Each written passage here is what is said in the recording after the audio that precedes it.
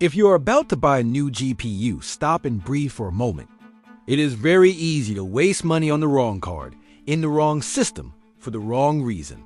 Marketing loves to push bigger numbers, more RAM, and flashier names, but your real goal is simple. A card that matches your monitor, your games, your CPU, and your power supply.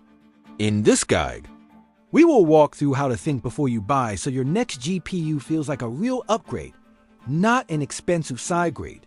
Start with your monitor. Look at the resolution and refresh rate you actually play at. If you are on 108 OP 60 Hz, you do not need a monster card aimed at high refresh 4K. For that setup, a solid mid-range GPU that comfortably pushes above your refresh rate in your main games is ideal.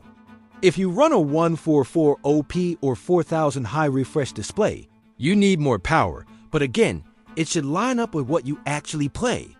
A card that looks great in synthetic benchmarks, but still struggles in your favorite titles is the wrong card for you. Next, think about your CPU.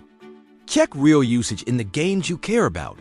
If your current CPU is already pegged close to 100% while your GPU sits underused, then a much stronger GPU will not magically fix that. In that case, you should plan a platform upgrade, not just a card swap. On the other hand, if your GPU is maxed while the CPU has plenty of headroom, a GPU upgrade makes sense. You want both CPU and GPU to work hard together, instead of one sprinting while the other walks. Now, look at your power supply. Many people drop a new GPU into an old system with a random no-name PSU, then wonder why they get crashes or coil whine. Check the label. Make sure it is from a decent brand with enough wattage and an honest efficiency rating. Your target is stable wattage with room for spikes, not the biggest number on the box.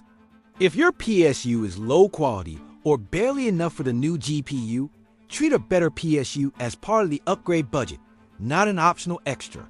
Case and airflow matter more than people expect. A powerful card in a closed front choke case will run hot loud and maybe throttle under load.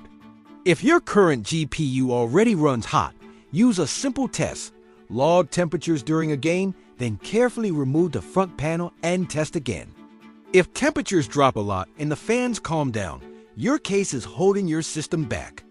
In that situation, buying a hotter, more power-hungry GPU without fixing airflow is a recipe for disappointment. Next is VRAM and game choice. It is tempting to buy the card with the biggest memory number, but raw VRAM by itself does not guarantee performance. Think about the games you play. Fast competitive shooters at 108 OP do not need the same VRAM level as heavy open-world games at 4K. Look for a balance. Enough RAM so you are not constantly hitting limits in your real use, but not so much that you pay a big premium for memory you never fully touch. Budget and tier discipline is the part that saves the most money. Decide your budget first, then look at the GPU tier that fits inside it while still leaving room for power. Case and maybe a small cooling or storage improvement. Instead of stretching to the absolute top model and starving the rest of your system, aim for the strongest balanced build you can afford. A slightly smaller GPU tier in a cool, quiet, stable system will feel better than a top-tier GPU squeezed into a weak and noisy box. Also look at the age and balance of the rest of your parts. If you are still running 8 GB of RAM, a tiny SSD, and an old quad-core CPU, a new GPU alone will not give you the modern experience you are imagining. In that scenario, it can be smarter to drop one step down on the GPU and use the saved money to bring RAM to 16 GB and upgrade storage.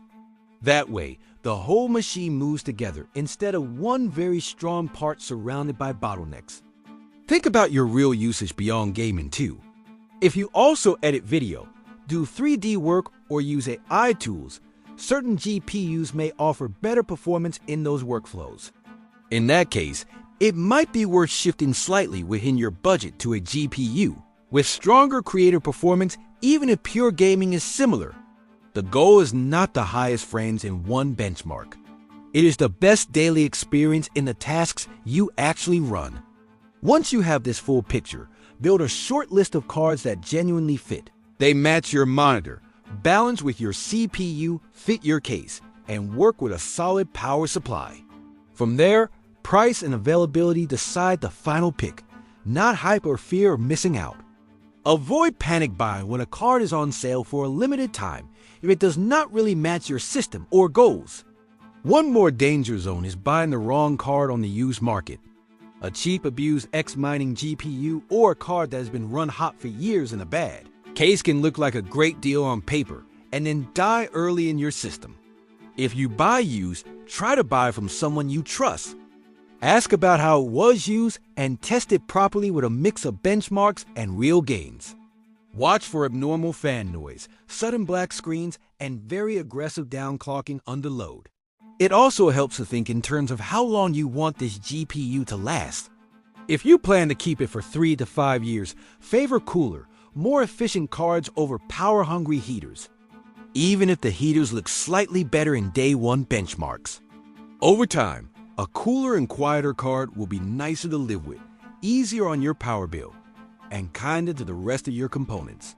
When you put all these pieces together, you stop asking what is the best GPU right now and start asking what is the right GPU for my setup and my gains. That shift is what protects your wallet and gives you a machine that actually feels dialed in for your life, not for a marketing page. And once you learn this process, every future upgrade becomes easier, calmer, and a lot less expensive. If this helped you rethink your next upgrade, follow and subscribe for more honest PC buying and tuning advice.